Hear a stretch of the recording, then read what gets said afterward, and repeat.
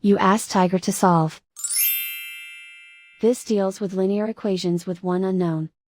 The final result is v equals 6. Let's solve it step by step. Group all v terms on the left side of the equation. Subtract 5v from both sides. Group like terms. Simplify the arithmetic. Group like terms. Simplify the arithmetic. Group all constants on the right side of the equation. Subtract 3 from both sides.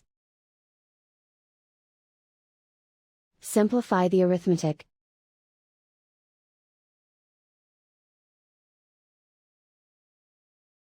Isolate the v. Divide both sides by -6. Cancel out the negatives. Simplify the fraction. Cancel out the negatives.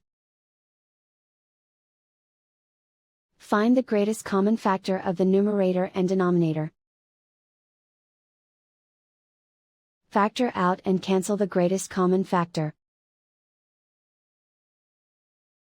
And so the final result is v equals 6.